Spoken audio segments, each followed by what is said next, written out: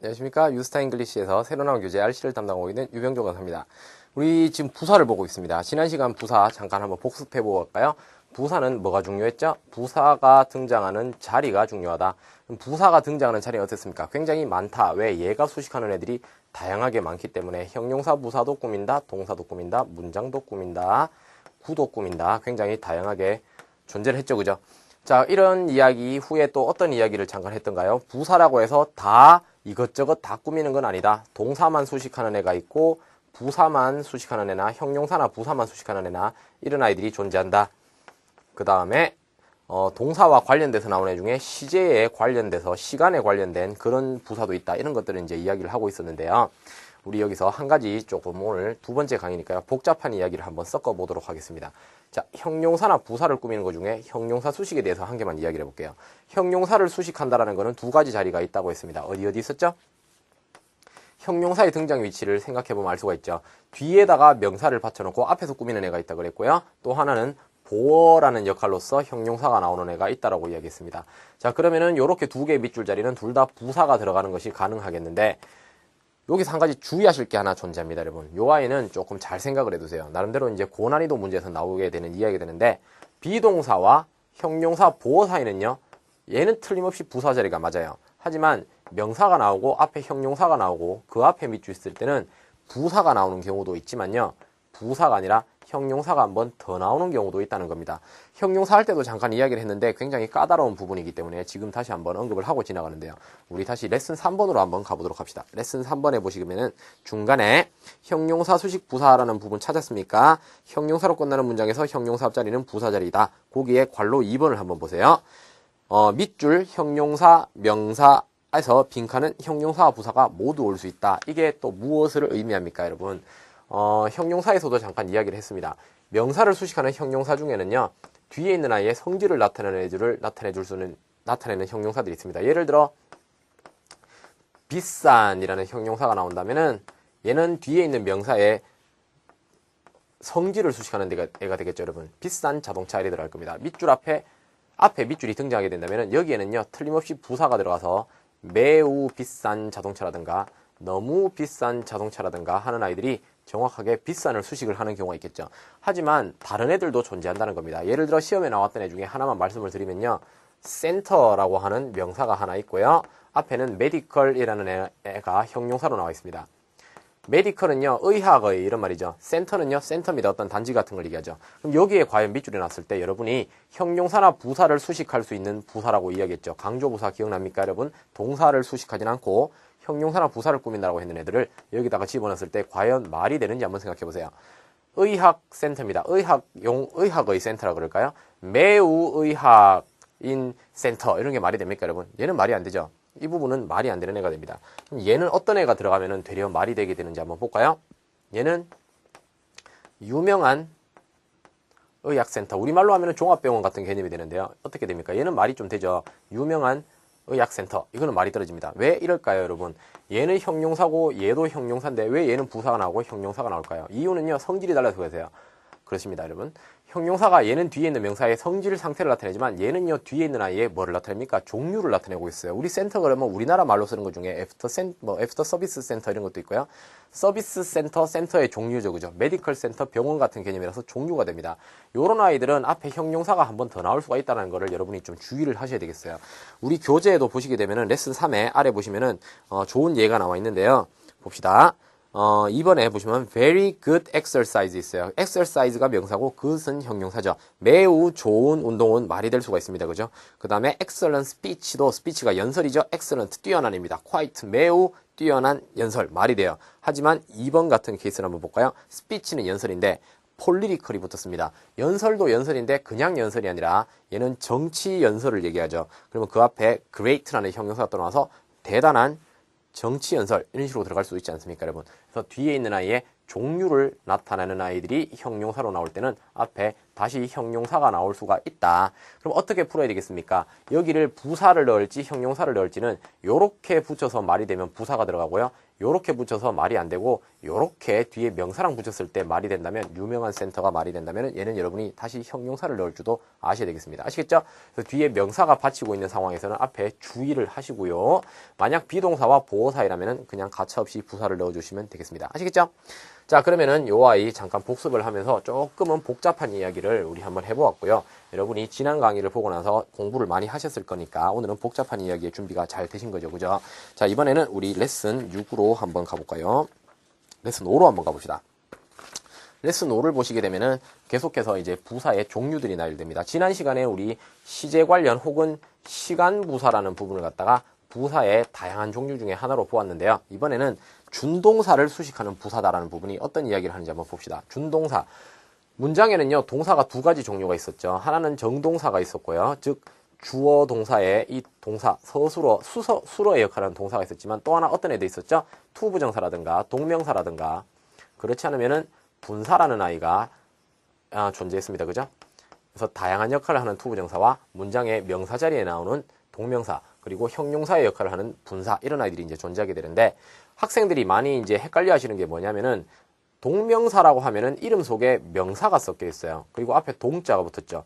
그러면 동명사라는 아이는 앞에 밑줄이 있다면은 얘를 수식하는 거는 동사를 수식하는 부사가 수식할 것이냐, 아니면 명사를 수식하는 형용사를 수식할 것이냐, 이걸로 굉장히들 헷갈려 하시는데, 결론부터 내려드리자면은 동명사라는 아이가 동사의 성질을 그대로 가지고서 뒤에 목적어까지 가지고 나오는 아이라면은요, 얘는 틀림없이 얘를 목적으로 취했다는 전제 조건 하에 얘가 동사란 말이에요. 동사 수식은 누가 하냐면은 부사가 수식을 하는 거죠. 그래서 준동사 또한 부사가 수식을 하게 된다는 것을 기억하시면 되겠습니다. 근데 여기서 한 가지 주의하실 거는 뭐냐면은 ing로 끝나는 애들이 전부 다 동명사, 뭐 뒤에 목적어를 가지는 동사가 명사처럼 사용되는 이런 애가 아닐 수도 있습니다. 예를 들어 우리 이런 거 한번 적읍시다. 빌딩이라고 적게 되면은 우리 빌딩이라고 말하죠. 흔히 뭐 어디 건물에 있으면 빌딩이 많다 이렇게 하는데, 빌딩은 ing로 끝났음에도 불구하고 건물을 나타내는 일반 명사죠. 그죠? 얘네들도 동명사라고 부르지만은 얘가 뒤에 목적어를 취하는 그런 동사가 아니라 단독 명사라는 걸 알 수가 있습니다. 이런 경우엔 여러분이 앞에 형용사를 집어넣어야 될 거예요. 이해가십니까? 그러면은 어떻게 구분해야 되겠습니까? 뒤에 목적어 유무에 따라, 그리고 여러분이 알고 있는 ing로 생겨먹은 명사들이 어떤 아이들이 있느냐에 따라서 구분이 가능하겠죠. 이건 어디서 공부합니까? 우리가 명사할 때 이야기했습니다. 명사할 때 ing의 생김새로 생긴 명사가 있다고 그랬어요. 걔네들은 어떻다? 형용사가 나오고요. 일반 동명사는 어떻다? 부사가 앞에 나오고요. 이런 거 구분하실 수가 있어야 되겠습니다.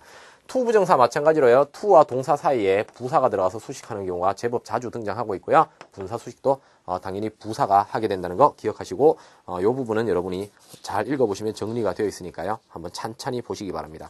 한 가지 더 주의할 게 있다면은 레슨 5에서는요. 네모 점선으로 되어 있는 부분 있죠. 전치사 구라고 해서 전치사 더하기 명사. 부사가 여러분 생김새가 한 단어짜리가 아니라 여러 단어짜리도 있을 수가 있거든요. 그게 어떤 거를 나타내느냐면은 요런 경우만 간단하게 생각해 봅시다. 나는 혼자 산다라고 할 때 I live, 나는 산다죠. 얘가 자동사입니다. 그러니까 뒤에 부사가 나올 수가 있죠. alone이라고 하면은 혼자서 산다라고 이야기하죠. 근데 혼자서의 allone의 동의어가 누가 있습니까, 여러분? by myself라고 이야기해도 얘는 혼자서란 뜻이거든요. 뜻이 같아요. 그래서 한 단어짜리 부사도 있지만 전치사의 명사를 붙여서 쓰는 이런 부사도 존재한다는 거 여기 네모 속에서 확인이 됩니다. 그죠? 얘네들은 시험에 자주 나오는 애들이기 때문에 꼭 이 아이들을 암기를 하시기 바라고요. 다음 단원을 한번 가볼게요. 레슨 6에 가시면은 또 다양한 부사들이 나옵니다. 여기는 리스트들이 나오기 때문에 그냥 암기를 하시고 장소 방향의 부사라든가 방법 강조의 부사라든가 이런 부분은 직접 공부를 찬찬히 하시기 바랍니다. 아시겠죠? 요거는 어휘다. 그죠? 여러분이 외워야 되는 거죠. 어휘를 외우지 않고서는 어떻게 해결이 되지 않습니다. 자, 그 다음 레슨 7로 그러면 한번 가서 요 부분이 하고자 하는 얘기가 뭐냐, 그리고 시험에 얼마나 자주 나오는 아이들이며 어떠한 특징이 있느냐를 한번 보도록 할게요. 접속부사 그리고 비교급 수식부사라고 제목이 달려있는데요. 이 중에 접속부사라는 거는 여러분 알고 계시죠? 우리 접속사 할 때도 한번 이야기를 했습니다. 접속부사는 콤마를 찍고 대체로 등장을 하게 되며, 접속부사들은 therefore이라든가 이런 아이들이 이제 접속부사인데요. 얘네들은 문장을 수식을 하는데 하나의 문장을 수식하느냐? 그게 아니었죠, 여러분. 어떤 애였습니까? 앞에 또 다른 내용이 하나 나왔을 때 마침표를 찍고 이야기가 끝이 나고요. 이 내용과 이 내용을 연결해주는, 그래서 접속이라는 말이 붙은 겁니다. 여러분, 접속사이기 때문에 접속이 붙은 게 아니에요. 내용상 두 개의 문장을 접속을 시켜주는 부사로서 접속부사가 있었던 거죠. 그래서 이런 아이들은 해석 위주고요. 주로 파트 6에 많이 나오는 유형이니까 완벽하게 뜻을 익히시고 앞뒤 문장을 구분할 수 있어야 되겠죠. 자, 이제 좀 복잡한 이야기가 하나 나오는 게 있네요. 그 밑에 나오는 이야기를 한번 이야기해 보도록 합시다. 좀 전에는 접속 부사에 대한 이야기를 했고요. 이제는 이런 게 중요합니다. 우리 형용사나 부사를 수식하는 애 중에 이런 이야기를 했던 게 있어요. 기억하십니까? 지난 강의에서 very, so, to, extremely 이런 애들이 있다. 얘네들은 어떤 특징이 있는 애였습니까? 형용사나 부사를 수식해서 그 아이들의 정도를 나타내주는 애라고 이야기했어요. 예를 들어 일반인들이 요만큼 잘생겼다고 칩시다. 그리고 저는 얼마큼 잘생겼습니까, 여러분? 물론 여러분 거부하시겠지만 제가 생각할 때 저는 이만큼 잘생겼거든요. 막 이만큼이 그게 잘생긴 거라고 생각합시다. 100 정도 잘생긴 거라면은 저는요, 제가 생각할 때 저는 한 70 정도는 생긴 것 같거든요. 여러분, 이해갑니까? 보통 사람들은 얼마 정도 생겼어요? 50 정도 생겼겠죠, 그죠? 뭐 간혹가다 중간에 60 정도 생긴 사람들이 있을 겁니다, 그죠? 그러면은 요런 아이들은 매우 잘생겼다, 매우 잘생겼다 이런 아이들이 어감으로 들어갈 수 있겠지만은 간혹가다 보면은 필요 이상으로 잘생긴 분들 계세요, 그죠? 그런 분들은 어떻게 잘생겼습니까? extremely 잘생겼다 이런 거 있죠. 그래서 각각 하나하나의 정도를 나타내는 애들이 얘네들이 되는데, 우리 비교급이라는 것이죠. 비교급이 되면 어떻게 됩니까? 얘와 얘를 비교하고요, 얘와 얘를 비교하고 이렇게 등장하게 될 겁니다. 예를 들어 A씨는 더 잘생겼습니다 라고 하게 된다면은 모월이 붙게 되면 얘는 비교급이 돼요. 그럼 더 잘생겼다라고 하고 누구보다 더 잘생겼냐라고 했을 때 B씨보다 더 잘생겼습니다 이렇게 얘기하죠. 그러면은 비교급 형용사도 부사의 수식을 받을 수가 있어야 되는데, 과연 얘는 어떤 애의 수식을 받겠습니까? very, so, to 이런 애의 수식을 받겠어요, 여러분? 아닙니다, 여러분. 왜냐면요, A라는 애와 B라는 아이의 비교를 하고 있고, 비교라고 하는 거는 얘와 얘의 차이, 이 부분을 수식하는 거기 때문에 매우 이런 식으로 수식을 하는 게 아니고요, 요만큼의 양을 표시한다거나 거리를 표시한다거나 하는 애들이 등장하게 되는데, 그래서 far 같은 애들이 수식한다거나 much라는 애가 수식한다거나 a lot이라는 애가 수식한다거나 해서 비교급은 수식하는 애들이 따로 존재하게 돼요. 그래서 이 부분을 이용한 문제가 굉장히 시험에 자주 나오는데요. 우리 레슨 7에 아래 비교급 수식하는 부사를 한번 봅시다. 원급 비교, 일단 표현들이 나오는데요. 원급 비교 있죠. as라고 해서 원급 비교, 혹은 비교급의 비교, 최상급의 비교가 존재하는데 각각을 담당하는 애들이 따로 있습니다. 그래서 이런 아이들을 여러분이 공부를 하셔야 되겠어요. 이해가십니까? 우월 비교에 뭐 있습니까? even, much, still, far. 보시면 거기 much 있죠? far 있죠? a lot 있죠? 이런 아이들은 비교급을 수식한다. 됐습니까? 자, 요런 부분이 굉장히 이제 중요한 부분이 되겠는데요. 우리 웜업 테스트를 풀어보면서 한번 볼까요? 1번 같은 경우에 A에는 to 나와 있습니다. to는 이쪽에 속하는 애네요. B에 있는 애는 much죠. much는 이쪽에 속하는 애입니다. 그럼 어떻게 풀어야 됩니까? 밑줄 뒤에 있는 형용사, 부사, 형용사가 나와 있죠. many가 나와 있습니다. many는요, 생김새 보시면 아시겠지만 원급입니다. 얘의 비교급은 more이라고 생기죠. 그러면 many 원급 앞에 밑줄이 나왔구나. 나는 to를 넣을까? much를 넣을까? 당연히 여러분은요, to를 집어넣으셔야 되는 겁니다. 얘가 원급이기 때문이죠. 이해가십니까? 한 가지 여러분 뭐 알고는 계시겠지만요, 그냥 짚어보고 가면 much는 뒤에 명사가 나오는 경우도 있어요. 형용사나 부사가 나오는 게 아니라 명사가 나올 때는 어떤 애였습니까? 불가산의 명사가 등장하는 게 much였죠. 그래서 much는요, 스스로 이렇게 형용사가 되기도 한다는 거는 참고로 알고 지나가도록 합시다. 자, 3번도 한번 볼게요. A에는 far, B에는 very 나와 있죠. 밑줄 뒤에 생김새 보세요. more exciting이죠. 비교급입니다. 당연히 very는 들어갈 수가 없고요. far, 얘를 정답으로 집어넣으셔야 되는 거죠. 이해가십니까? 그래서 이런 식의 유형의 문제는 항상 출제가 되고 있기 때문에 절대 잊지 마시고 완벽하게 파악하시고요. 우리 한 문제만 더 풀어볼까요? 토익 실전 테스트의 5번 한번 봅시다. 자, A, more 나와 있어요. more. B에는요, to 나와 있습니다. to는 원급 형용사나 부사, 강조부사였죠. C, so 같은 종류네요. D에 even, 얘는 공부하셨으면 아시겠지만은 얘네들은 비교급 앞에도 나오고 최상급 앞에도 나올 수가 있고요. 뭐 문장이 허락한다면 원급 앞에도 나올 수가 있습니다만 토익에서는 아무래도 원급보다는 비교급이나 최상급 앞에 더 많이 나오는 애가 even이 되겠습니다. A에는 more 있고요. 자, 봅시다. 105번. 여러분이 이런 문제를 접하게 되면은 가장 큰 실수를 하는 게 뭐냐 하면은 이런 거를 실수하게 됩니다. 보자. 밑줄 뒤에 larger. 얘는 뭘까? ER로 끝났으니까 얘가 비교급이구나. 이러면서, 비교급은 앞에 more이 붙지. 이러면서 뒤에 틀림없이 larger이라는 비교급이 나와 있는데도 불구하고 나는 비교급은 more이라고 배웠어 하면서 다시 more를 집어넣게 되는데, 여러분 이런 짓 절대 하지 마시기 바랍니다. more의 ear과 larger의 er, 얘네들이 비교급을 만들어주는 애인데 여 있는데 여 또 집어넣겠습니까 여러분? 그거는 하는 짓이 아닙니다. 둘 중에 하나만 있어야 되는 거예요. 어떤 애들은 er로 끝나는 게 비교급이고요. 어떤 아이들은 more를 붙여서 비교급을 만들게 되는 그런 종류가 따로 있는 것 뿐이지 두 개 다 나오면 절대 안 된다. 알겠죠? 이런 함정은 자주 등장하니까 절대 하지 마시기 바랍니다. 그래서 er과 more이 겹치면 안 되니까 a를 버리시게 되겠죠. 막막하게 보일지 모르지만요 여러분 막 다 말이 될 것 같잖아요. 읽어서 막 풀려고 하지 마세요. 구조상 맞는 거를 골라주는 겁니다. 틀린 거를 소거해 나가는 거예요. 그래서 A를 버리시게 되겠죠. 밑줄 뒤에 larger 비교급이니까 B에 to 되겠습니까? to는 어땠습니까? 원급 강조하는 애죠. 그래서 얘도 버립니다. so 어떤가요? 같은 이유에서 버리게 되겠죠. 정답은 누가 됩니까? 당연히 even 얘가 들어가야 되는 거죠. 이해가십니까? 자, 그 다음 이제 레슨 8에서는요 유사의미 부사라고 해서 나오는 부사들이 굉장히 많은데 요게 참 여러분 까다로운 부분입니다. 얘네들은 각각의 어감이 굉장히 우리말로는 비슷하지만 영어로는 차이가 나는 애들이 있고 그런 아이들을 등장시키고 있는데 평소에 여러분이 공부하는 방법으로 제가 추천하고 싶은 바는 요런 유사의미 부사들은요 요거 마치고 나서 여러분이 직접 한번 사전을 찾아보시는데요. 영한사전을 찾지 마시고 영영사전을 한번 찾아보시기 바랍니다. 제가 좋아하는 그 영영사전이 있는데요. 지금 차마 말씀을 드릴 수는 없는데 현대 영어만 나오는 영영사전이 있을 겁니다. 그런 영영사전을 잘 찾으시면은요, 각각 예문이 나오고요. 그 뉘앙스를 비교를 잘 해줍니다. 그래서 영영사전 보면서 예문 보시면서 그렇게 직접을 공부를 꼭 하셔야 되는 부분이 되겠습니다. 이해가죠? 이 중에 뭐 한 문제 구경만 한번 해보고 갈까요? 말까요? 뭐 예를 들어서 11번 같은 아이 한번 볼까요? 11번. 얘는 봅시다. only, 오로지라는 말이고요. easily, 쉽게라는 말입니다. easily, 쉽게는 아무래도 동사랑 말이 잘 어울리겠죠. 그죠? 쉽게 할 수 있다. 이렇게 들어가는 게 좋을 거니까. only는 굉장히 다양한 데 쓰는 애고요. simply는 간단하게 되겠고요. merely는 단지, 뭐 이런 말이 됩니다. 자, 문제 한번 봅시다. 자, Miss Samantha 씨가 insisted, 주장했습니다. that year라고 주장했어요. landowner, 그 지주죠. 얘가 authorize, 승인 내린다. any changes to the property and facilities. property가 보통 부동산이나 사유재산을 얘기하는데요. 여기서는 건물 같은 사유재산이겠죠. 왜? 얘가 랜드오너니까요. 건물 주인 정도 되겠습니다.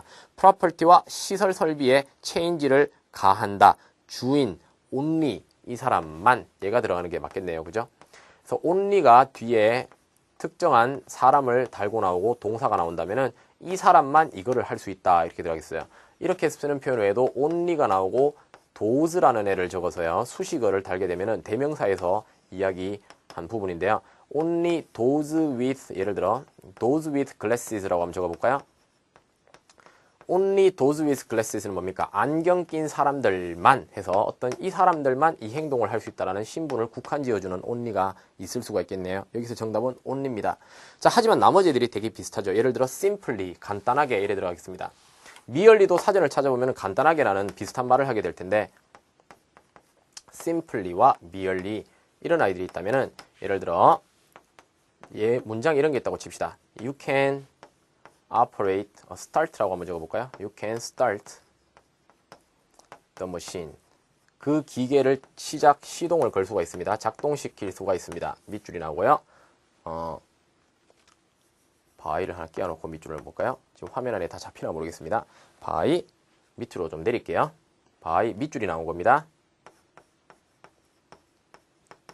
pressing the red button 이렇게 적어볼게요. 버튼. 자, 빨간색 버튼을 by ing는 ing 함으로써라고 해석이 되는데요. by pressing the red button, 빨간 버튼을 누름으로써 기계를 작동시킬 수가 있다. 어떻게 들어갈까요? simply가 들어가면은 간단히 이 버튼만 누름으로써 기계 작동을 시킬 수가 있다가 돼서 답은 simply가 되겠는데요. merely가 들어가려면은 어떻게 들어가면 되느냐? 요런 애들이 있다면은 merely가 어감이 어울릴 수 있어요. 당신은 기계를 작동시킬 수가 없습니다. by merely, 단지 빨간 버튼을 누르는 것만으로는 작동시킬 수가 없습니다가 되겠죠. 그래서 다소 부정적인 상황에 사용하는 merely, 그리고 다소 긍정적인 어감으로 쓸 수 있는 simply라든가 이런 거를 여러분이 구분을 짓는다거나 하는 것도 굉장히 이제 좀 필요하게 되는 거죠. simply는 긍정 부정의 뉘앙스를 사실 다 가지고 있지만은 merely는 다소 부정적인 뉘앙스를 가진다. 하지만 사전을 찾아보면 어떻다? 비슷한 말로 나와 있다는 겁니다. 그래서 완벽하게 구분하려면 뭘 하라고요? 영영사전 같은 거 찾아서요. 예문을 꼭 확인하시기 바랍니다. 아시겠죠? 요렇게 유사 의미들이 연습 문제로 쫙 나와 있으니까요. 유사 부사들은 여러분이 집에서 공부를 꼼꼼하게 하시기 바라고요. 계속해서 뒤에는 비슷한 단어들 있죠, 여러분. 형용사, 부사 둘 다 되는데 의미가 비슷하고 이런 아이들이 우리 교재에 잘 정리가 되어 있는 거죠. 이렇게 해서 우리 부사를 마치도록 하고요. 부사는 무엇보다 어휘 문제가 아주 많이 출제되고 있기 때문에 각각 부사에 대한 어휘 완벽하게 그 어감과 예문을 확인하시기 바랍니다. 자, 오늘 여기까지 하고 우리 다음 강의에서 보도록 할게요. 수고하셨습니다.